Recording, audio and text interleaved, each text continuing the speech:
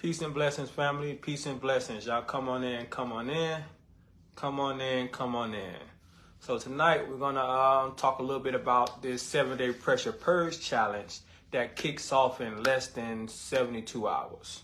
So the pressure purge challenge starts on Monday, July 24th, and we're just a couple of days away from getting all these things started. So tonight I want to go over the instructions for the challenge and most importantly, give you some guidelines to follow over the weekend. That way, when you enter into the challenge, you're prepared and you're ready to actually get yourself going. So come on in, come on in. Let's talk about the 7-day pressure purge challenge, and let's make sure that we're all in alignment to approach this challenge with the right mindset and reach our goal of completing this challenge. So before I even dive into the pressure purge challenge, I want to talk about the high blood pressure breakdown, mainly for those individuals that made a purchase and ordered their book already. So if you're someone that purchased the book already, you should have already received an email notification and some confirmation information about your purchase. So I just want to give you guys a heads up. All the books are being packaged up and getting ready to get shipped out starting next week. So you should receive another email just updating you about your order and keeping you in the loop about everything being shipped out. So if you purchased the high blood pressure breakdown already, you should expect to get some more notifications about your book and just continue to be in the loop about your shipping and all those other small things. So other than that, I'm ready to dive right into the 7-day pressure purge challenge. So what I got here is I got my tablet and I have the ebook here right in go back a little bit. I got the ebook here right in my hand. And what I'm going to do is I'm going to go over the introduction aspect of this challenge. That way you could approach this challenge with the right mindset and be ready for what you're getting into when it comes down to the pressure purge challenge.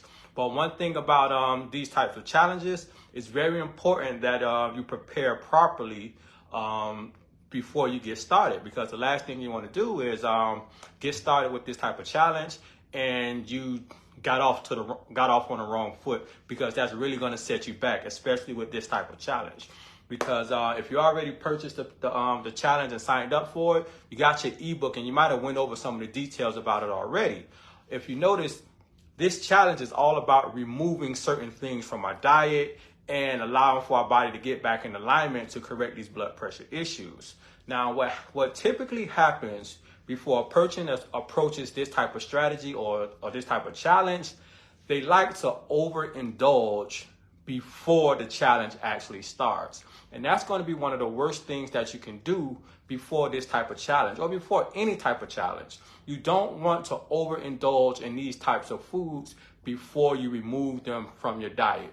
A lot of people call it the last hoorah. Let me go ahead and get a little bit more of this before I end up not having it anymore. Or let me go and have some of that before I pull it out my diet or go without it. You know, people like to have the last of their favorite foods and things like that. So one thing that you want to do, you want to try to avoid this. You don't want to overindulge in those foods that we're going to be pulling out of this out of the diet for this week, because when you overindulge in these things, it's going to bring about more cravings. It's going to make you want these things a whole lot more, and it's going to be very, very hard to resist these foods. So understanding for the next couple days leading up to the challenge, don't get caught up in the overindulgence. Don't go for the last run of, having these foods that you shouldn't have, because one thing about it, these cravings will show up during this challenge and it will make it a whole lot more difficult to get through this, because the last thing you want to do is be fighting off cravings and dealing with those things, because you're gonna feel some type of withdrawal type symptoms during these 7 days. But it's important to understand what you're experiencing, and that's what the ebook is all about, to help you get a better understanding of this process. So rule number 1, don't overindulge over the weekend. That's simple as that. Don't do anything you don't have no business doing and then expecting to get into the challenge on Monday and just think it's just going to go clockwork, because you're going to have a rude awakening, and that's the last thing you want, because again, the goal is to actually complete the challenge and get through these 7 days with a better understanding of the foods that you need to eliminate from your diet. So that's one of the main things that we need to focus on. So now what I'm going to do, I'm going to go right into the introduction aspect. That way we can understand how the challenge works and we can prepare ourselves mentally as we move forward. So this weekend, well, we're going to go over the introduction right now, but this weekend you should be wrapping your mind around what you're getting into. That way you could be prepared, because remember, preparation is key. So here we go. Chapter 1, how the challenge works. Number 1, familiarize yourself with the restricted ingredients. Get an understanding of what are the foods that you're going to be restricted from over the course of the next 7 days, starting July 24th. You should have a firm understanding of what's getting pulled out of the diet, what you need to avoid completely, and how this aligns with your everyday lifestyle. Because sometimes when you're withdrawing things from your diet, you don't actually know how much of it that you're consuming. So it's very, very important to get in alignment with this process. The challenge centers around eliminating certain ingredients from your diet. These include salts, oils, refined sugars, caffeine, coffee, alcohol, and excessive animal-based products. Take some time to understand which foods commonly contain these ingredients and make a list for your own personal references. So understand, we're going after salt, oils, sugars, caffeine, alcohol, and excessive amount of animal-based products. We're going to be pulling those items out of the diet for 7 days. And during this 7-day process, you're not allowed to have any of these items. And I got some specific guidelines in here to help you better understand it. But those items are going to get pulled from the diet for 7 days. And it's your job to understand exactly where these items are coming from. And when we get deeper into the challenge, we're going to be breaking down why we're removing these particular items, how it affects the body. That way you can get a better understanding of this process, because the more you understand why you're doing something and how it affects you, now you're better able to put your best foot forward. And this is going to help you get to the root, your end goal, which is to get to the root cause of the blood pressure issue that you're experiencing.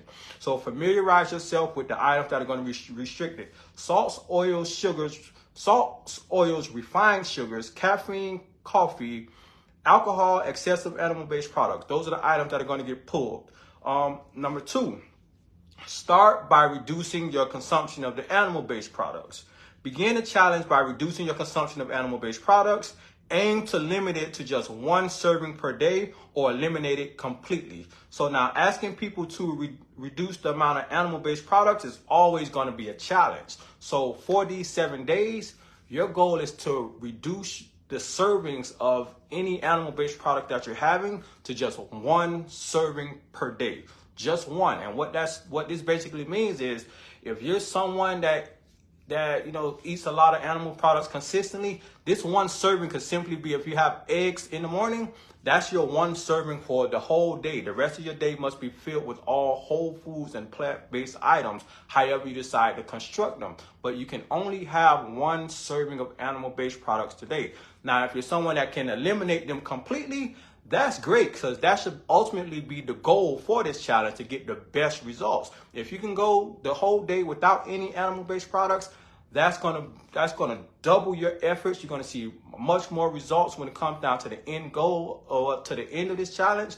So ultimately, that's what you really want. So again, the guidelines is 1 serving of animal-based products per day. But if you want to eliminate them completely, the better. That's going to help you. That's going to help accelerate you and move you to the forefront when it comes down to getting the results that you need. So now, understanding these 1 servings, you can have them anytime per day. If you want to have that 1 serving in the morning, in the afternoon, or at nighttime, then that's fine. However you figure it out. But that 1 serving of whatever animal-based products, that's all that you can have. And it still must fall within the guidelines of no salts, no oils, no refined sugars, and all those other things, other components that comes with it. So making sure that you're within the rules, within the guidelines, and you understanding how this process works, this is going to help you get further along through this process and understand what you're actually dealing with. So number 2 is reducing or eliminating the amount of animal-based products that you're consuming. I forgot my password. Reducing or eliminate the amount of animal-based products that you're consuming. Number 3, eliminating salt from your diet completely. You're not reducing it, you're eliminating it. No salt, 7 days straight. No salt whatsoever. Now you're going to be wondering, like, how do I season my food and all this other stuff? We're going to be talking about that once we kick everything off, but no salt whatsoever in the diet for the next 7 days. If you have the ebook already, if you've got the ebook already, you have more details that you can read through to help you better understand how this process will go. So during the challenge, your meal should contain shouldn't contain any added salts. Be mindful of hidden sources of sodium in processed foods and sauces. Instead, focus on enhancing flavors with herbs, spices, and natural seasoning alternatives like lemon juice or vinegar and things like that. So no salt whatsoever during the 7-day Pressure Purge challenge. This is going to be a wake-up call for a lot of people. This is going to be a culture shock for a lot of people as well, because what's going to happen when you eliminate salt from your diet? You're no longer going to have a certain type of stimulation that you were getting consistently every day. And with the lack of this stimulation, this is going to turn on a switch in your body, and this is going to call for a lot of detoxification to actually occur. Most of it's going to be mental for people because they're just so used to things tasting a certain way. And we have to understand that, you know, when you're eating when you're nourishing the body, you're not eating for taste. You're eating for nourishment, for nutrients. So understanding how to bring down those perverted taste buds and allow them to reset to their natural palate, that's going to be very, very important. Because at the end of the day, it's not necessarily about reducing or eliminating the sodium levels. It's about resetting your taste buds. Most people's taste buds are highly perverted. Their taste buds go all type of ways, mainly because of the things that they're used to consuming. Most people have never had something without salt on it or added sodium in different type of ways, and their body is consistently overstimulated. So during this challenge, we're going to pull out all the excess sodium, all of the added salts, and this is going to allow for your body to press the reset button on your palate. And one thing about the taste buds, for most people, it takes typically between 12 and 21 days for the taste buds to completely change. And what happens is when you go through this process and go through this challenge, when your taste buds begin to change, now you become a lot more sensitive to foods that have an excessive amount of sodium in it, foods that are excessively sweet, and these types of things. All this dials your taste buds back. And now when you get something that has an excessive amount of salt on it, or something that's seasoned a certain way, you tend to push away from it because it becomes too much for your palate. And this is what helps you get back in alignment with appropriate dietary choices. So eliminating salt through this 7-day process, this is going to turn on a lot of switches for many people. And one of the main things that's going to happen, your sodium levels are going to come down. Your weight is going to drop in increments, mainly because your body's going to be able to reduce and let go that water weight, because one of the main things that salt does is causes water retention. So those of us that's having that extra belly fat and that extra water weight that we're holding in the midsection, through this 7-day process, when you eliminate this excessive amount of sodium, that water weight gonna flush right out, and you're gonna see a big drop in your weight levels. You're going to see some big changes in your blood pressure as well. But the main goal is to actually reset that palate and allow for our taste buds to come back to a more sensitive level. That way we're not consistently abusing ourselves with this excessive sodium and those sweet and savory foods that are causing a lot of issues in our diet. So eliminating the salt from the diet is going to be number 3 for the challenge. And again, once we get into the actual challenge, we'll be breaking all these things down directly so you can understand and have the ins and out about why we're doing this. I'm not just saying, hey, do this because I said so. I want you to know and understand the reasons why. That way, when change starts to happen within yourself, you're able to connect the dots and align yourself and understand what this process is, understand the process that you're going through. Because the better you understand, the more likely you're going to be consistent and see your way through this process. You'll be able to explain it to other people, and now you're becoming one with the journey and the process, and you're dialed in, and you're going to be able to get to the end goal. So number 3, eliminate the salt from the diet. Number 4, say no to oils. All oils, every oil, olive oil, coconut oil, flaxseed oil, grapeseed oil, Western oil, all oils must go. No oils whatsoever throughout this 7-day process. Understand where your oils are coming from and kick them to the curb. Dump them out of here. No oils whatsoever. Don't care where it comes from. Don't care if it's natural. Don't care if you made it yourself. No oils during the 7-day process. But the hardest part about this is understanding where the oils are coming from. Most of these outside oils, they largely come from the processed foods and things like that. You may not think that it even have oil in it, but it's important that you understand how to look and go through this process to know where these things are coming from. That way you can get an idea of how it's also impacting you. So we're going to go through this oil process also during the week, break it down so you can get a better understanding, but no oils in the diet whatsoever. Again, the goal of the 7-day pressure purge challenge is to get the body in alignment. That way we're removing those things that are triggering and causing potential blood pressure issues, and allowing for the body to smooth itself out and start moving in the right direction. So no oils in the diet is going to be very, very important. I don't know why I keep closing the screen. Here we go. Cooking with oils is off limits during the challenge. Instead, opt for alternative cooking methods such as steaming, boiling, baking, or grilling without oil. Utilize non-stick pans or use a small amount of water or vegetable broth for sauteing. Cooking without oils, as simple as that, is off limit. For those of us that purchased the 7-day plant-based introduction, that's your guide right there that's going to help you get a better understanding of what cooking without oils is going to look like, how to season your food without, with salt, what it's going to look like. It's going to walk you through that process. That way, you're just not out and just hanging in the wind in the balance, just trying to figure things out. So we're going to talk a little bit more about what this process looks like. I'm also going to have some cooking demos during the week. That way you guys can walk through the cooking process with me, kind of see what this strategy look like.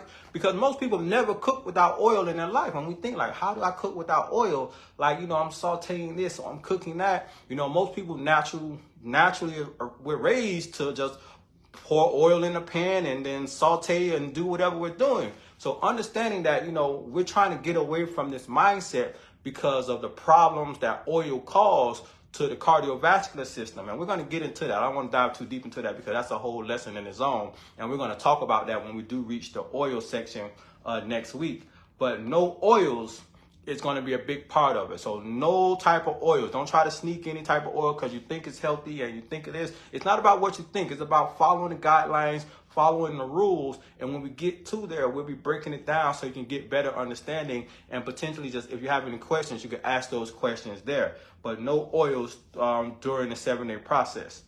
Number 5, cut out refined sugars. Remove all refined sugars from your diet for the duration of the challenge. This includes white sugars, high fructose corn syrup, and artificial sweeteners. Satisfy your sweet tooth with natural sugars found in fresh fruits or small amounts of natural sweeteners like maple syrup. So no refined sugars whatsoever. So nothing with added sugars, no outside sugars, no agave, no only sugar that you will possibly allow to have would be maple syrup whatsoever. Just leave it like that. So stay away from honey, stay away from the agave, stay away from the stevia, stay away from all those other sugars that are out there. The only sweetener you can have is maple syrup, and you want to make sure you keep that to a minimum. You don't want to overdo it, but no other sugars. If you're having anything sweet, it should come in the form of a whole food, in the form of fresh fruits and things like that. So no added sugars, because those added sugars, those are one of the triggers that are causing that oxidative stress that's damaging to the blood vessels And our goal is to get back into alignment, build those blood vessels back up. And you can't do that when you're consuming the things that's chopping you down and tearing you down. So no added sugars during this 7-day process. And again, this might be a reality check for quite a few people because we're so used to doing certain things. And when we pull these things out, our body's going to be like, oh, crap. You know what I'm saying? Like, you know, this is happening. And it's very, very important to also know what to do now, because those detox symptoms that you can experience during this process, I won't even call them detox symptoms, because you're not really going to be doing a lot of detoxing. It's going to be more so withdrawal symptoms. You're going to just be not like withdrawing from certain things. And, you know, if you're used to having like a snack or sugary treat at a certain time per day and you can't have it, your body just goes to like, okay, well, what do I do now? And it's important to understand how to move through this process and get through these 7 days and better understand your triggers, your habits, and document your journey to get to the root cause of these issues that we're experiencing. So cut out all refined sugars for 7 days. Number 6, avoid caffeine and coffee. 7 days, no coffee, nothing with caffeine in it. No coffee, no caffeine. Say goodbye to caffeine and coffee during the challenge. This includes not only coffee, but also tea, energy drinks, and other caffeinated beverages. Opt for herbal teas or caffeine-free alternatives if you desire any one of these things. And when I say opt for alternatives, that don't mean just switch to decaf, especially with coffee, because decaffeinated coffee still has caffeine inside of it to a certain degree. So try to avoid it whatsoever. No coffee. Just go, boom. Say, hey, man, I can't do coffee for the next 7 days. Find yourself an alternative. If you're going to switch to any type of teas for the 7 days, make sure it's a decaffeinated tea, and that'll be your safe bet. And then all other drinks, you want to make sure that they don't have any type of caffeine in them, no added sugars, no refined sugars, and no other additives in it that goes against the guidelines for the other 7 days. So to be honest, the only thing most of us going to be drinking is either tea, unsweetened, of course, water, or fresh, natural, squeezed juice. It's as simple as that. The best thing is going to be that fresh juice for you. That's going to be the best. Water is going to be the next one behind it, and then maybe some tea afterwards, because again, I'm not a fan of unsweetened tea personally, especially any unsweetened herbal tea. But you know, that's how the challenge is going to go. No added sugars, none of those additives can go inside of our drinks. So most likely we're going to be with water, juice, or fresh herbal tea with no sweeteners in it. Eliminating the coffee and the caffeine is probably one of the biggest things that's going to allow you to get a better understanding of your blood pressure. Because one thing about it, caffeine is what's called a vasoconstrictor. And what a vasoconstrictor means is that basically when you consume caffeine, it causes your arteries to do this. It just causes your arteries to constrict. When your arteries constrict, it narrows the blood vessels. When the blood vessels get narrow, the heart has to pump harder in order to get the blood through the cardiovascular system. And this causes an increase in your blood pressure. Now, coffee doesn't necessarily cause high blood pressure, but it does cause your blood pressure to be elevated for no particular reason. You're just consuming caffeine. So while the caffeine is in your system, the blood pressure stays elevated. When the caffeine goes out, the blood pressure tends to come down. So for many individuals that are dealing with blood pressure issues, and you consume an amount, and you consume coffee, your blood pressure is just up for no particular reason. And that's mainly because you have a coffee hit that you're doing 2, 3, however many times a day. And one thing about coffee, it takes a certain amount of time to get out of your system. I believe 1 cup of coffee, 8 ounces, could be anywhere between 6 and 11 hours to get out of your system, depending on your activity levels or what all the other things that you're doing. So understanding that if you're drinking 2 or 3 cups of coffee throughout the day, your blood pressure is consistently elevated for this particular reason only, not including all the other things that you're doing as well. It's just elevated for those particular reasons only. And then once it's out of your system, it tends to drop down. And one thing that's also going to pop out for those of us that have sleep issues, if you're deep into that coffee addiction and your sleep is fractured or broken in any type of way, you're probably going to see some changes in this area too. One of the first things is always going to be disruption. You're probably going to be disrupted, and then your body starts to flatline and flatten itself out in the coming days. But the main thing is no caffeine or no coffee for the next 7 days. Caffeine and coffee is out of the limits. Don't cheat yourself. Push through the process. You know, with coffee, you're definitely going to see some withdrawal symptoms. One thing that I would definitely say, understand your symptoms. Don't push yourself to the edge don't push yourself to the edge. If you feel like, you can't take it and you want to opt out, don't beat yourself up. Try again. You know what I'm saying? Don't beat yourself up because you couldn't get to the end goal and, you ended up having to have a certain thing. Try again, but understand that, you only get so many tries when it comes down to certain issues. And the way if you keep making yourself vulnerable and, not seeing things through, it could really harm you when it comes down to your end goal. So what I definitely say is don't beat yourself up too bad about it, but understand that this is something that you may need to address when it comes down to getting better control of these blood pressure issues. And if you guys have any questions, feel free to drop them in the chat. That way, when I get through this last little section, I can go ahead and answer those questions for you.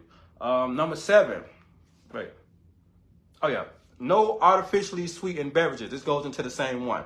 Artificially sweetened beverages are not allowed. Steer clear of diet sodas, artificial fruit drinks, and others artificially sweetened beverages. Stick to water, herbal teas, or unsweetened beverages for hydration. So that goes right into that same loop. So don't try to sneak under the radar with a diet soda or something that's sugar-free soda and things like that. All those fall under the same category, because I know some people try to just manipulate the system, but we're not going to manipulate the system here. We're going to go through this process and we're going to get a better understanding, and we're going to purge our body free of those things that are contributing to our problem. Because again, this is going to be a wake-up call. This isn't like the 7-day fruit and salad challenge. Everybody could grab a nice salad that looks pretty, some nice fruits, and put them in a circle and make a picture of it and be like, hey, look what I did. But now we're going to confront some of those ugly truths. We're going to confront some of those sugar addictions. We're going to confront that salt, that overconsumption of the sodium and things like that. We're going to confront those things, and we're going to talk to them, and we're going to understand them, and we're going to work through them. Because no matter what it is, you can eat all the fresh fruits and vegetables that you want to eat and bring your blood pressure down and start helping your body. But that's only temporary regulation. That's temporary stuff. As soon as you don't eat your fresh fruits and vegetables one day, your blood pressure gonna go right back up to wherever it was. And many people have experienced that. Like, they eat fresh food and fresh fruits and the blood pressure come down, and they think that, okay, I'm gonna just have a sandwich and have a cheat meal, and then boom, the blood pressure go back to 153 over 95, and they're like, well, damn, what happened? This is temporary. You're only giving your body what it needs in the form of fresh fruits and vegetables and raw foods. It's processing the nutrients. It's bringing the blood pressure down, but it's not strong enough to hold on to that type of reading, mainly because the damage that's occurring, that's coming from the foods that we're working to eliminate during this process. So understanding that when it comes down to getting off of the pharmaceutical medications, this requires that you rebuild your body. This isn't just a quick fix. You must allow for your body to rebuild itself and get back in alignment. And removing those things that are potentially causing the problem is step 1. Rule number one when it comes down to healing is you must remove all potential causes in order to get to the root cause of the problem. If you're still consuming coffee and you're trying to do all these other things and make these other changes, that coffee may still cause your blood pressure to be elevated and you don't know why. Seeming like I'm done. Man. Sorry about that, y'all. Somebody just called my phone. So if you guys can hear me and see me, just press 1 in the chat. That way I can know that you guys are still here. You guys got me. I definitely apologize about that. I hate when I get those late phone calls, but if you can hear me and you can see me, just press a 1 in the chat so I could go ahead and keep going and make sure that we're all on the same page. All right, good. I see a couple ones coming in right now. So yeah, forgot what I was saying. But yeah, it's all about getting to the root cause, removing those things that are triggering It's going to allow for you to clean the system out and allow for your body to get back in alignment and maintain that blood pressure. Because again, you got to maintain those good numbers. That 101/78, you want to hold that number and be consistently there. And you got to earn your way back to a certain level of health. So you also got to remember, a lot of us been doing these things for 20 years, 30 years, eating however we want, not thinking about it, not being considerate about certain things. And what's happening is our body is slowly breaking down. Now, fortunately, it's not going to take you 10 and 20 years to build your body up. This process can easily take 2 weeks for some individuals, depending on how much you commit to it. And then for others, it could be another 45 days or another however long. But the main thing is what you're willing to do and how much effort you put into this process, your body will display. If you're the person that say, okay, give me the chart, I'm going in. I'm going to follow this to the T, and I'm going to make sure I stay in alignment and I'm going to understand this process. If you're that person that's going to lock in with these things and stick with it, and then also apply the other changes that we've been working through, you're going to be the one that at the end of these 7 days, you're going to look different. You're going to feel different. You're going to feel better. You're going to have more energy, and you're going to have a great understanding of what you need to continue to do, because your body is going to begin to talk to you. And for a lot of us, we don't understand the language of our body. But when you open this door, pull all that crap out that you're not supposed to have, and you open that pathway for your body to start getting back into alignment, it's going to go talking to you graciously. It's going to start speaking to you in many different languages. Your mental clarity is going to clear out. Everything's just going to become like clear to you of what you need to do and how you need to proceed down this path. So it's very, very important that when you step to this challenge on July 24th, you're ready to go through the process. It's 7 days, 7 days of understanding. Put yourself in a position to where you're ready to step up to the challenge. And for the next 7 days, just absorb the information. I'll be live in a group throughout those days. We'll be getting more understanding throughout the process.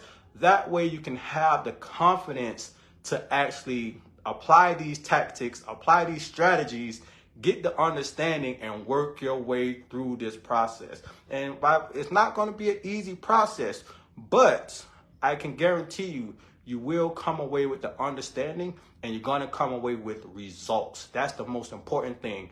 Getting the results, being able to document your journey through these 7 days, understanding what you did, how it affected you, what your results were. And now you're going to be in a better position after these 7 days to get to the root cause of your problem. And just staying in alignment with some of these tactics and strategies is going to help you do so. So again, it's all about being ready and being prepared for this process. Number 8, stay away from processed foods. No processed foods. No processed foods whatsoever. A lot of people are going to take the next 2 days to try to get their last little bit in. A lot of people are going to try to, well, let me get a little bag of chips, or let me go to my favorite restaurant. We're going to try to do this, or I'm going to get whatever I can get in for these next 2 days before the challenge starts on the 24th. I'm going to tell you now, that's a bad idea, because you don't want to overindulge before you enter into a challenge, because again, those cravings are going to pop up, and they're going to be strong, and it may break some of us. So understanding, don't overindulge and don't try to get your last hoorah in before this challenge, because again, it's going to put you in a position to actually fail. Just allow your body to go through this process. If you ain't had it by 9, you don't need it. You don't need it. Just go through the process and allow for your body to get to where it needs to be. Number 8, stay away from the processed foods. Say no to processed foods throughout the challenge. These include packaged snacks, frozen meals, fast foods, and prepackaged sauces. Instead, focus on consuming whole foods that are fresh, unprocessed, and free from added ingredients. So instead of having any processed foods, whatever Ritz crackers and some of those favorite things that we tend to have, go back to your fresh fruits. Bring your fresh fruits with you, your nuts, seeds, and your things like that. Bring them with you. Those healthy snacks, those are what's going to help you get over the edge. One, what they're gonna do, they're gonna continue to give you those vitamins and minerals and nutrients to help with your blood pressure. And then two, you're gonna be removing those processed foods out of the diet, and that's gonna continue to strengthen your body up.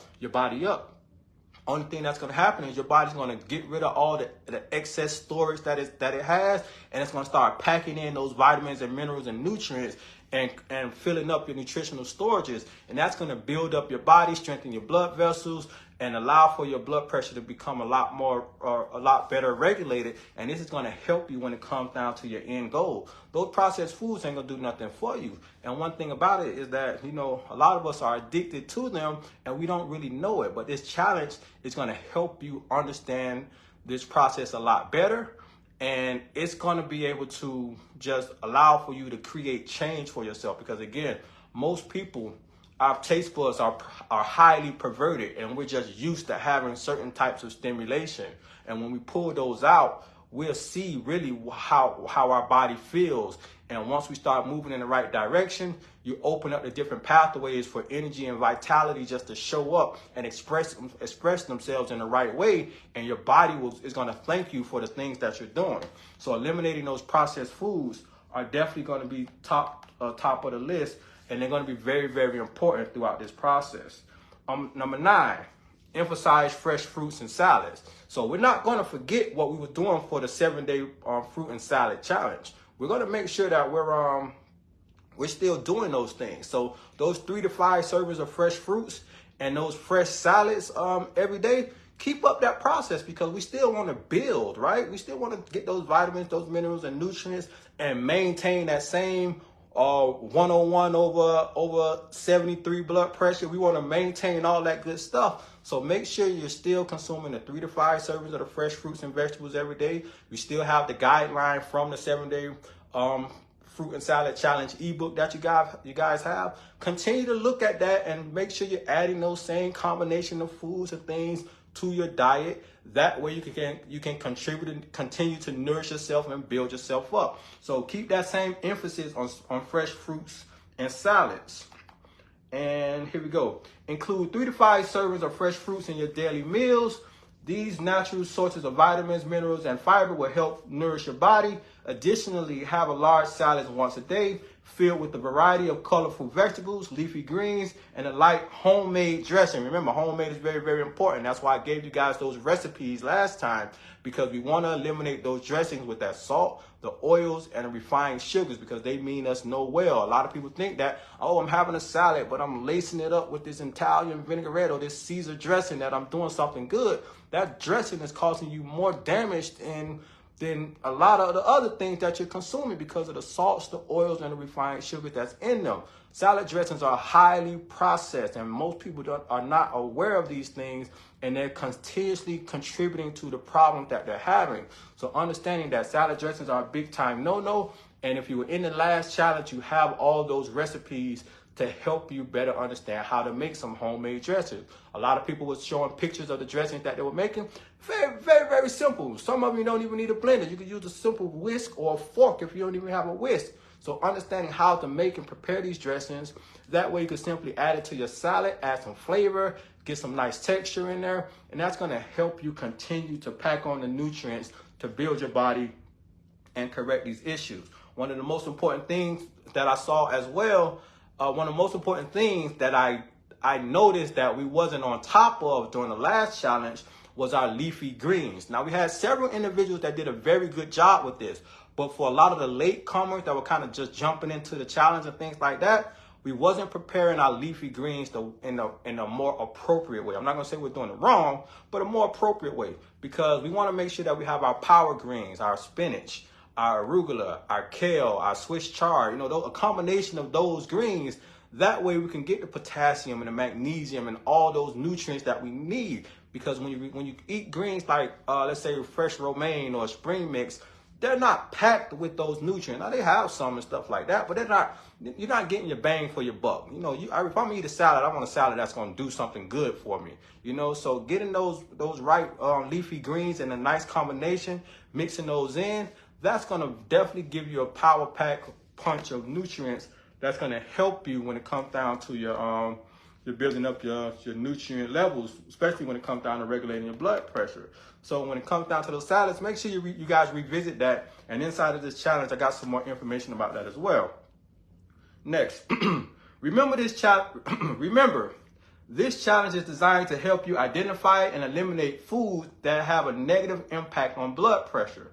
Embrace the opportunity to explore new ingredients, get creative in the kitchen, and nourish your body with wholesome, blood pressure friendly choices. Good luck on your 7-day pressure purge challenge. So that's pretty much your breakdown of what you should be understanding that's your breakdown of what you should be avoiding throughout this process. Very, very simple, nothing too crazy, but it does take some understanding of just identifying where they're coming from. Because a lot of times these ingredients are hidden inside of a lot of different foods that we're consuming. When you eliminate the processed foods, you're gonna knock out the majority of them. Just simple as that. Processed foods is filled with salt, oils, and sugars. You drop processed foods, you drop out a lot of salt, a lot of oils, a lot of sugar, and it makes it really hard to have to. You can't, let me say it like this. You can't hide salt, oil, and sugar inside of whole foods. You can't, because it's just a natural food and it's in a pure form. There's no salts, oils, or sugars in there that's gonna cause you any type of issue. So understanding that eliminating processed food is gonna be a big bet, and then all those other things, just getting in alignment with this process, it's just gonna take some understanding that we're gonna work throughout this 7-day challenge. Now for the plant-based introduction. Again, if you purchased a plant-based introduction when you signed up for the challenge, this digital video recipe catalog, it walks you through recipes. It gives you video recipes. That way you can understand how to put these things together without the salt, without the oils, without the refined sugars, and still have your food taste good or be palatable enough to actually enjoy. And during this challenge, we're going to do some live cooking videos so you can get a better understanding and ask your questions in real time while I'm preparing certain things. But that 7-day plant-based introduction is going to be a very important tool to help you understand how to wiggle through this process and get a better grasp of this by having some recipes that you can use and apply during this week. So that's going to be very, very important. If you ordered it and you didn't get it, be sure to check your spam mail, because a lot of times you might get one email there and then the system might think that you're getting spammed and it sends the other one to the spam mail. So please just check your spam mail. If you don't see it in your spam folder, feel free to reach out to me. I'll have no problem connecting to you, but remember, I do get a ton of DMs, so sometimes it gets really, really hard to catch up. But check your spam folder for all your products to make sure that you got it there. And that way you can be in alignment with everything that you're doing. And also, if you ordered the high blood pressure breakdown book, check your emails. You should have gotten the first email confirmation after you purchased the book. And this week, everything's going to start to be shipped out. So you're going to get your tracking number and all that good stuff following. You're going to get your tracking information oh my gosh. You're going to get your tracking information this week coming up. That way you can know where your book at and make sure that it gets to you on time. So again, the 7-day pressure purge challenge is kicking off on the 24th. If you have any questions, feel free to drop them in the chat right now. I'm scrolling back. That way I can answer these questions for you guys and go from there. So the first one, Miss Gomez. With this challenge, can you eat meat? Yes. And the goal is to eliminate animal-based products through this challenge, but I am allowing for everyone to only consume 1 serving of animal-based products per day. So if you decide to eat a serving of eggs for breakfast, that's your serving. If you go the whole day without any animal-based products and decide to have 1 serving of fish at the end of the night, that's your serving. However you decide to do it, I don't care how you do it, but you only can have 1. As simple as that. 1 serving, and that's it. That's what the challenge is focusing on. Because for many of us, we're dealing with a problem of over-consuming animal-based products.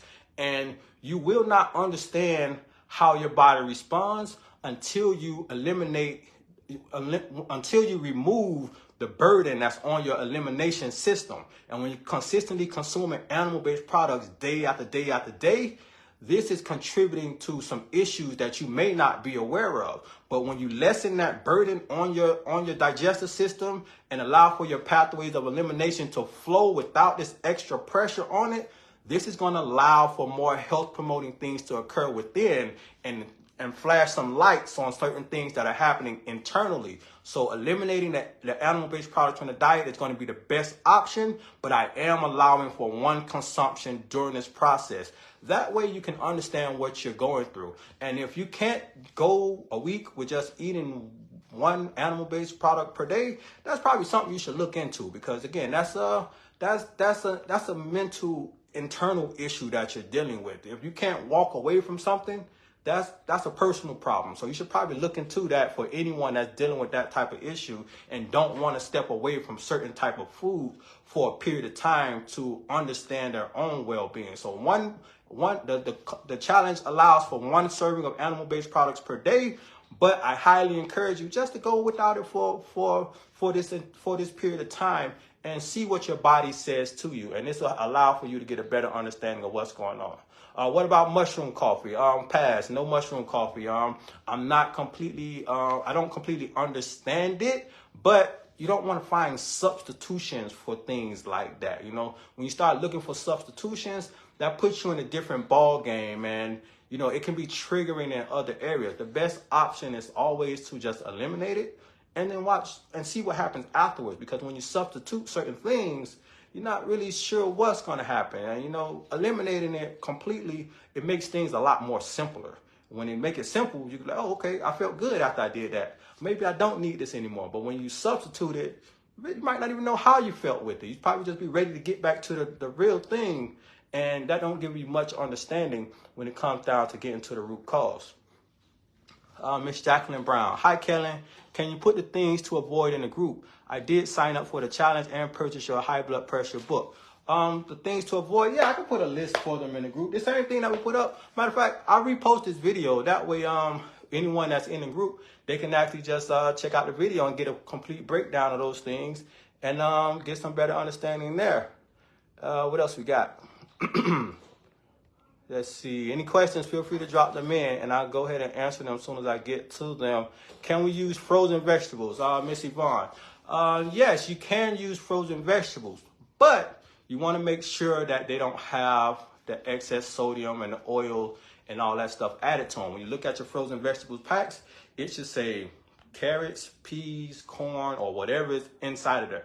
Once it says carrots, peas, citric acid, sodium, whatever, and all that stuff, those are all additives inside of it, and you want to avoid it. So if it's not simply just whole foods, you want to make sure you X them out. So yeah, you can have frozen vegetables during this process, no added ingredients, because if there's salt, oils, and sugars, it's going to go against what you're trying to do. And the better you are at with eliminating these foods, the better benefits you're going to see, and the more improvement that you're going to see in your overall health during this process. Let's see. Where can we find your salad dressing recipes? The salad dressing recipes were inside of the 7-Day Pressure Purge book. I believe a few people in the last challenge also posted them inside of the group as well. They may be further down inside of the list in the thing, but there's somewhere posted in there. But those dressings were inside of the last ebook that went out with the last challenge. I call them the 4 greens. Yeah, the greens: kale, arugula, spinach, and Swiss chard. Those are the power 4 that are there. Typically, every time I have a salad, I usually have at least 3 of those 4, and just simply mixing them together. Doesn't have to be a specific ratio. Mixing them together in a bowl, gently massaging them to make sure that they're nice and tender, so you start the digestive process before you even start breaking them down in your mouth. And it's going to allow for them to be easier on the digestive system and allow for your body to handle them and absorb them properly. And, you know, just giving your body a little boost in those type of areas. So those power 4, spinach, arugula, kale, and Swiss chard, those are going to be very, very great for your blood pressure. Can you use greens with our dressing? Yeah, definitely you can. If I'm understanding that right, you can use whatever greens that you want with those dressings. White maple syrup and not honey. Aren't both aren't both, or don't both of them have sugar? Yes. The reason I say maple syrup instead of honey is mainly because it's more of a plant-based approach. Honey is an animal-based product, which I don't necessarily have anything against honey, but when it comes down to maple syrup, it's just more. I'm not gonna say it's better because both of them are in the same category when it comes down to it. Both of them are what I can say mid-grade. They're not necessarily great for you, but it's a lot more things that are bad, and they both fall in the same type of category.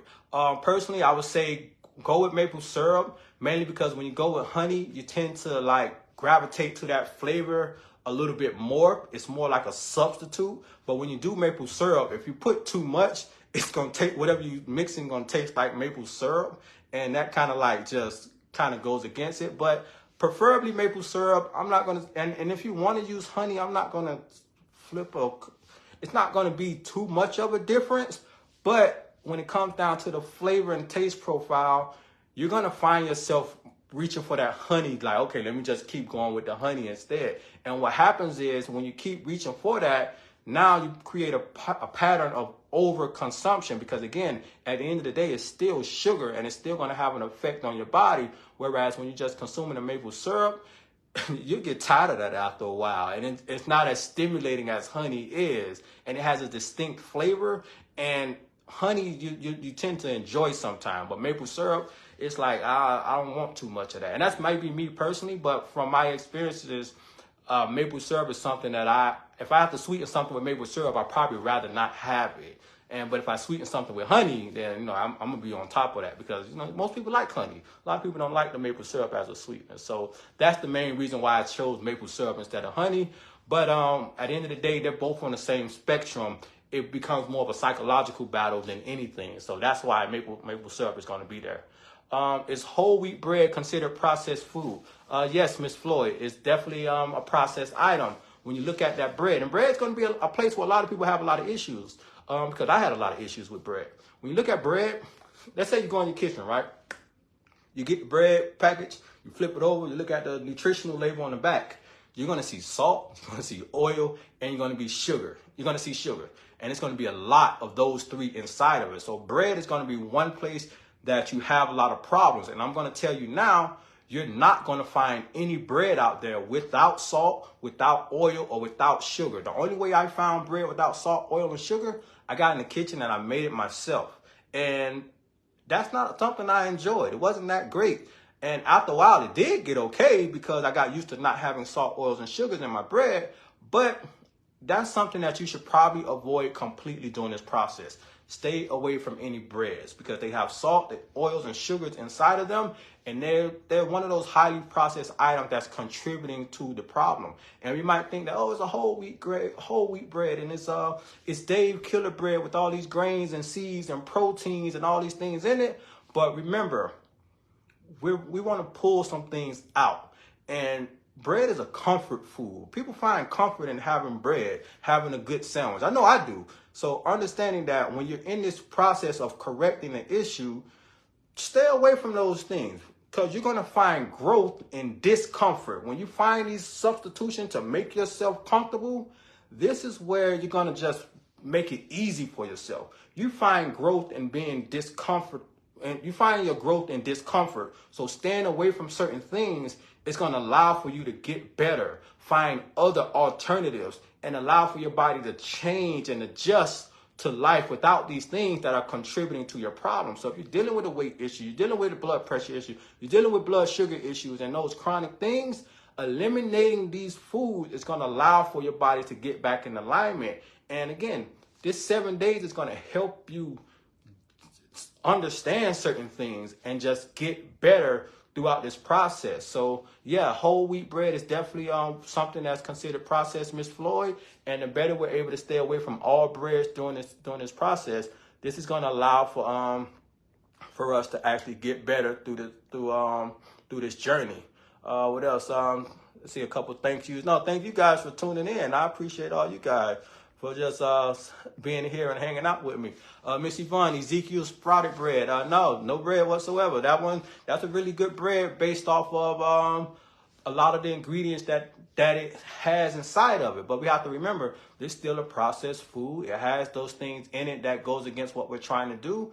And even though it looks great and it says all these natural sprouted things, but remember, we're in the process of resetting. We're pressing that reset button on our body, on our health, on our blood pressure. And when you're trying to press that reset button, you can't be reaching over here for these other things as well, because your focus should be here, targeting this blood pressure issue. And if this requires that you get rid of these things for a period of time, because I'm not going to say you can't have bread for the rest of your life. That's just crazy. But if it requires for you to withdraw from these things for a period of time to regain control and rebuild, then that's what it takes. This withdrawal might take 7 days. It might take 2 months. Who knows? But the main thing is being able to say no is important. And no without trying to find a substitution is key, because, again, we try to look for healthier options and, things like that. But at this stage, we want to eliminate the problem or potential sources of the problem. Now, this challenge doesn't mean that, okay, you can't have these foods for the rest of your life or for however long. This doesn't mean that. But again, this is about pressing that reset button and allowing for your body to get back in alignment. And you can't press the reset button if you're still consuming things that are potentially causing the problem. And I'm not saying that these things are the problem, but they contribute. All these things in different coordinates, they contribute to the problem. And if everything is pitching in and causing disruption in its own pathway, the problem is going to always be there. So try to move away from those as much as possible. So no Ezekiel bread, and you go from there. Miss Marianne says she don't even have any bread in the house. Same thing here. I can say I went 2 years without bread. At least 2 years without bread. The only reason I started getting back into bread because I opened a pizza shop. It's crazy. People were just asking about this pizza and stuff that I used to make, and I ended up opening a shop and I started consuming more bread. And I don't even eat it anymore myself, but it just started to come back around, and then you start pinching off of stuff. But bread is something that I just removed completely from my diet, and I felt so much better by not having it. And when you understand how it contributes to certain issues, especially certain types of bread, you just try to deal with it and slowly eliminate it. But during this process of eliminating salt, oils, and sugars, this is going to help you with any type of bread addiction and these carb addictions and things like that. And this is going to help you get a better understanding and get over the hump, because that's what it's all about. Getting the understanding, resetting that palate. Once that palate resets, certain stuff just doesn't taste good anymore. And it's how you beat these types of addictions, a sugar addiction, a salt addiction, all these coffee addictions and things like that.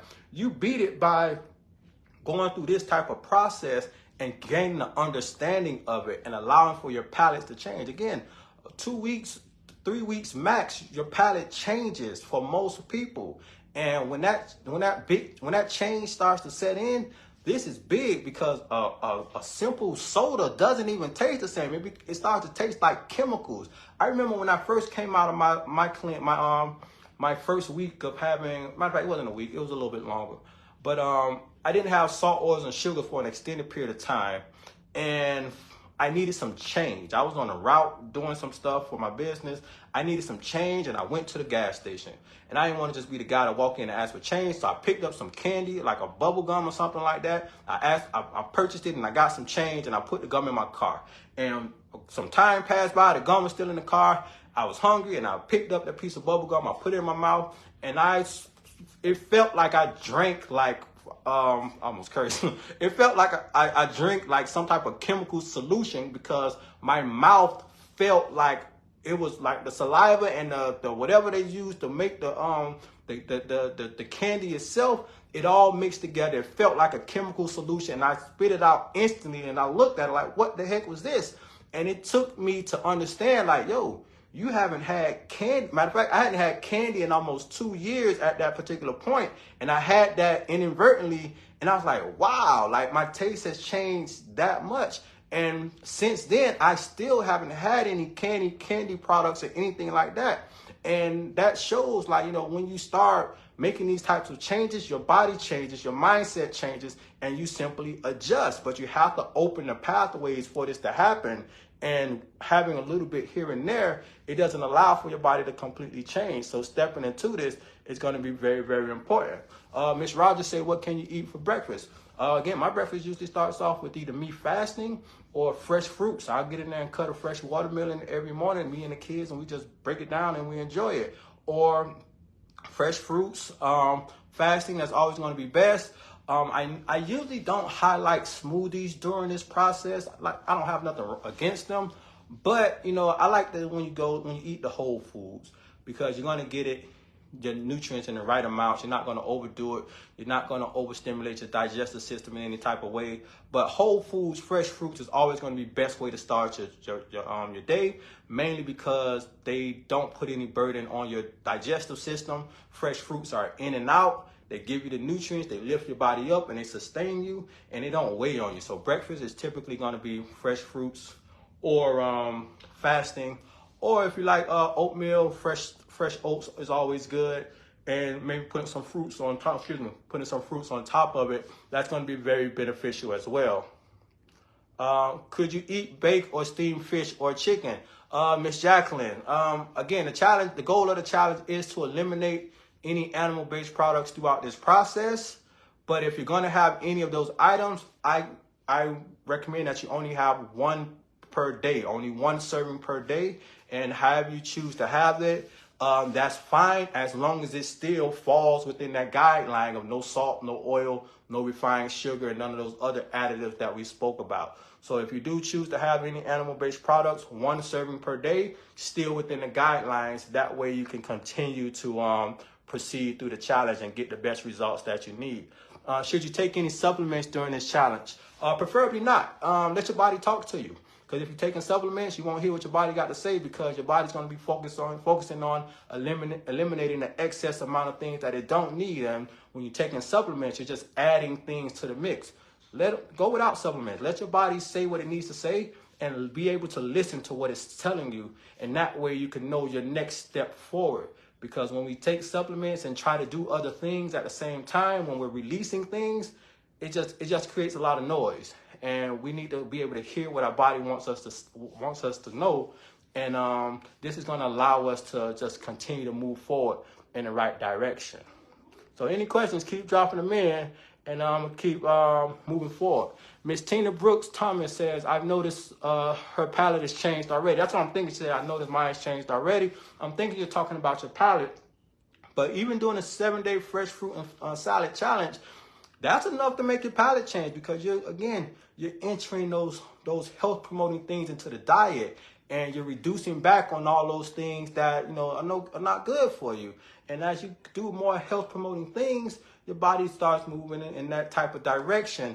And every cell in your body wants to live. It wants to thrive. It wants to put forth health in the best way possible. So when you're doing those healthy things, it opens the pathway to that. But when you take that step back and eat those things that go against the grain, it's just a setback, no matter how small it is. So I definitely appreciate you putting that feedback about your palate changing. And that's definitely going to help motivate some people to know that it's just a process. And it's just part of the journey. Miss Malone, my blood pressure was 113/70 today. Hey, without taking my blood pressure medication. And thank you for this group and creating this challenge. I was shocked to see how many of us have high blood pressure. Oh, it's a whole lot more of us. Trust me, man. It's a lot of people dealing with this type of issue. And that's why I definitely suggest that you guys share and promote the page, the content. And, that way people can just start understanding what they can do about the problem. A lot of people just misguided. They shooting their shot in the dark without any understanding to what their options are. And they're reliant upon pharmaceutical medications that simply do not get to the root cause of the problem. High blood pressure is a lifestyle disease. It's not going to change until you adjust your lifestyle and make the necessary changes that are unique to you. Everybody's blood pressure issue isn't the same. So you have to be willing to dot your I's, cross your T's, and turn over every stone that potentially aligns with what your problem is and get to the root cause of the problem. You mentioned that you didn't take your medication. Make sure you stay on point with your medication, Ms. Malone. That way, you continue to build up without causing any potential issues and things like that. One thing I always mention, never skip out on taking your medication, mainly because your doctor prescribed your medication for whatever particular reason that they saw on your chart. And just because your blood pressure may look great in one area and things like that, it doesn't mean that you're able to stop taking the medication, because again, it could be something that you're not aware of, and you may think that you have control, and this goes for everybody. You may think that you have control, but you haven't necessarily built your body up to where it needs to be. So when it comes to getting off of the medications, we're going to talk about that in further challenges down the road. But right now, it's all about building and getting back in alignment. So, Ms. Malone, make sure that you just get back on path with that. I love that your blood pressure is 113/70. And I can guarantee if you partake in this next challenge and get some more and start rebuilding, you're going to definitely see it get better and become a lot more consistent. Here we go, Miss Shirley Harrod. Been off drinks for years. I only drink water or make my own juice. Boom. I can say that the same thing. I had one drink, I want to say about 2 weeks ago. I went to this restaurant, and I typically don't go out to eat. And they had like a little, I think it was like a mocktail. I think that's what it's called. But it doesn't have any alcohol or nothing in it. But they took all these different fresh fruits and herbs, like, I want to say like mint and sage, and they put it all in. That was my first time having any type of sweetened drink, and I can probably say a long time. I don't even know what time frame it is, but typically I only drink fresh juice. And fun fact, I haven't had water since my mom started fasting. I haven't had water in I don't know how long. And that was mainly because I've been testing something out for myself. I don't recommend anybody else do this, but I haven't had water.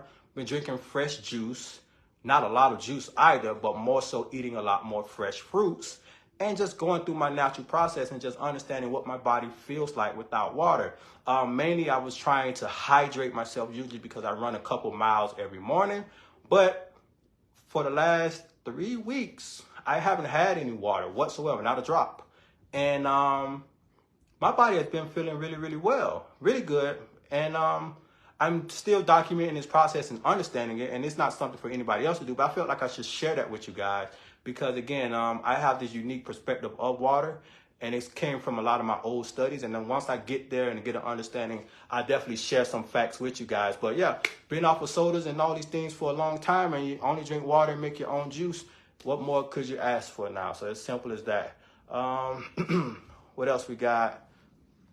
Here we go. Miss Natalie Brennan. I'm excited to feel the difference in my body. It's definitely motivating when you can feel your body changing for the better. It makes you feel good. You wake up feeling more energized, and you just got a little more pep in your step here and there. It's a big feeling. It's a big difference, especially if you're someone that just haven't been feeling good. Miss Debbie Morris says, is brown rice okay? During this challenge, I'm going to say yes, brown rice is okay. But I'm going to give you some understanding about brown rice. It's not going to take away from you consuming it. But I think since you brought it up, I might as well mention a few things that I understand about brown rice. When it comes to brown rice, one thing about it is this. Brown rice is one of these things that has a lot of nutrients and things in it, and it's very beneficial in certain ways. But a lot of the brown rice, I'm not saying all of it, but a lot of brown rice that's being grown or being, I don't know what's the right, I'm just say grown. A lot of brown rice that's being grown, a lot of it's being grown on like old cotton fields and things like that. How much or what the percentages is, I'm not 100% sure exactly what it is, but a lot of it is grown on like old cotton fields. And the thing about this is that these cotton fields are like, they were treated with arsenic at one point of time. And with them being treated with arsenic, a lot of brown rice has traces of it inside of it. Not enough to kill you or do anything bad to you, but what happens is there's a couple studies that came out about the brown rice, and with this level of arsenic in it, it is enough to interfere with your nutrient absorption. So what that means is, let's say if you have this brown rice and then you have all these other health promoting foods on your plate to make sure that you have a balanced diet with all these great great nutrients and things coming inside, that consumption of brown rice has the potential to knock off your nutrient absorption. And again, this comes from a couple studies that I've read, and it's not going for all brown rice. Like I said, if you have some organic brown rice, this might not be the issue. But the percentage of brown rice was high enough for me to actually mention this. And once I saw that, I kind of just like, you know what? Yeah, I'm just kind of stay away from brown rice, because like you can't have nothing nowadays without something going on with it. But when it comes down to brown rice is one of those things that has a lot of nutrients in it. If you do consume it, make sure that it's organic, and you cook it in the right process, and it'll be okay. There are a few other healthier options out there, such as quinoa or wild rice. Those are my preferred methods whenever I do like cook those type of items for myself or the children and things like that. But brown rice it's mid-grade. It's in the middle. It's like it ain't gonna kill you, but it's in the middle. So if you're having brown rice, that's fine. Just understand that, you know, when it comes down to these things, it's a process, and brown rice is not something that necessarily interferes with what we're trying to do here. So I think you're in a good position with what you're consuming, but just be mindful of those other things. And if you're going to have it, go for it organic at best, and that's going to help you out, help you avoid those other things. Miss Sylvia Hope, I'm away from home, so I missed the beginning of this video. Will I be able to go back to see it from the beginning? Yes, I'll make sure that it's posted in the group. I'll pin it to the top of the page so it don't get lost, and that way you can kind of review these things and keep going from there. Miss Yolanda, say good night. I appreciate you, Miss Yolanda. She's been doing very, very well. I've been watching all the videos you've been posting, the pictures you've been posting in the group, and you've been having some great numbers. So good night to you as well, and take care. What time is it? It's 9:41 too. Yeah, it's probably about bedtime anyway. So I'm gonna answer a few more questions and keep going. Let's see what we got. How's my mom doing? Mom is doing great. She's a lot more mobile now. And I can say that's a lot to due to her energy levels. I'm gonna tell you a fun fact. Today I was sitting on the couch. I had bought this new computer, so I'm testing these things out on my monitor. And my daughter was sitting on the floor, and my mom was coming across. My daughter got up, and my mom like raced her to the kitchen. And I looked like, oh wow, I ain't seen my mom move like that since I was a kid. And it kind of like stuck in my head. I didn't say anything. But she was moving around. She's doing good. She's doing she's working on some personal things for herself. Blood pressure is doing well. Still applying these health promoting activities, and she's moving along. So the main thing now is she's in an environment that's going to allow her to continue to build, and that's the main thing that we're focusing on. But she's in a position where she's doing very, very well. Next one up, Miss Sandra says she walked 2 miles today and didn't realize it, and she has so much energy now. Keep up on the same path. The main thing is the more changes you create that are health promoting, the better your body's going to respond, and those things are going to continue to pop out and help you move in the right direction. What about vitamin D3 if prescribed by your doctor as a diabetic? Remember one thing about vitamin D. A pill doesn't do the same thing as the sun. So, you know, getting more sunlight is going to probably be the best option to help you correct any vitamin D issues that you're having. Because again, those UV rays, once they hit the skin, they activate a whole bunch of mechanisms that help the body in many different ways. Whereas taking that pill, that's just a supplement. You know, that's a Band-Aid that's not going to work the same way naturally as just getting enough sunlight. So understanding if you have a vitamin D deficiency, this could be directly to just not getting enough sun exposure.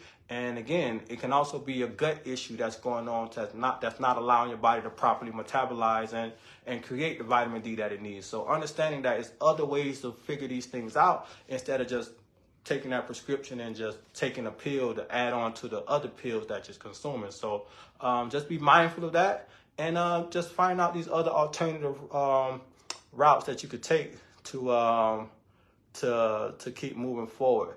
So I see one last question here. It says, I appreciate you wanting to assist us in maintaining our physical health so that our mental and spiritual health will flourish.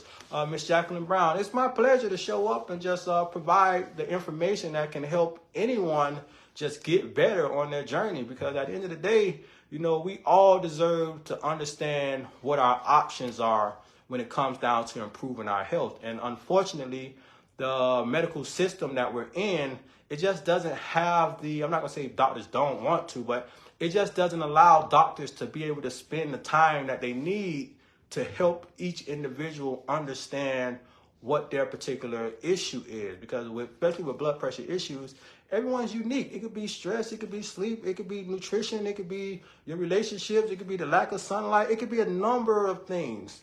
So doctors don't have that time to spend with you guys. So, me creating this group, it's just designed to help people understand the things I had to learn. Because again, I had the same issues. I had the same blood pressure, weight issues, and things like that. So I had to deep dive and take these courses and classes to figure out a lot of things. And once I got an understanding and put them all together, boom, I lost 80 pounds in 8 months, and my whole life changed completely by just understanding what lifestyle changes look like. So it's definitely a pleasure to be able to show up and help you guys understand more about this process, because at the end of the day, again, we all deserve to know what our options are. And it's just as simple as that. So with that being said, I'm going to take one last question. I saw this last one pop up. Mr. Neil Bishop, I'm from Trinidad and Tobago and the Caribbean, and ordered the book. How long do you think it will reach? All right, so I just mentioned this earlier. So for the high blood pressure breakdown, everyone that purchased the book already, you should already have an email that confirms your purchase and gave you some more instructions about, the process that it's going through. This coming week, all the books are being packaged up and being stamped up and getting ready to get shipped this week coming. So this coming week, you should get another email that's going to give you a confirmation about, hey, your package has been dropped off the USPS or wherever it needs to go. And this will keep you in further alignment with where your book is and how the package is going and all that good stuff. So my team is working hard on putting that together. You should see an update Monday, Tuesday, give or take. And that way you'll understand exactly where your book is. That way you have a timeline, you have some tracking information, you have a better understanding of where it's at, where it's coming from, where it's going, and how long it's going to take to get there to you. So look for an update this week for the high blood pressure breakdown books for all of those that have ordered it already. If you haven't ordered your book yet, you can simply click on the link inside of the group so you get your high blood pressure breakdown, where we break down all the tactics and strategies that are that will give you a better understanding of the different blood pressure, the different issues that pertain to blood pressure, and help you understand how to get to the root cause of the problem. So with that being said, peace and blessings. It's 10 o'clock. Time for me to clock out and lay down. I can see my eyes getting a little heavy. This the latest I've been up in quite some time. So other than that, I will see y'all Sunday, actually. That way we could finish chopping up the Pressure Purge Challenge, and we'll dive right in. So if you haven't signed up for the Pressure Purge Challenge and gotten your Pressure Purge ebook with further details, make sure you sign up for the challenge so you can get your ebook, get all the tools that you need, because the challenge starts on July 24th. That's Monday. When Monday comes, we're hitting the ground running and we're going from there. So get in and sign up for the challenge before the deadline so you don't miss out. Get all the stuff that you need and we'll go from there. So with that being said, peace out. I'll see y'all next time.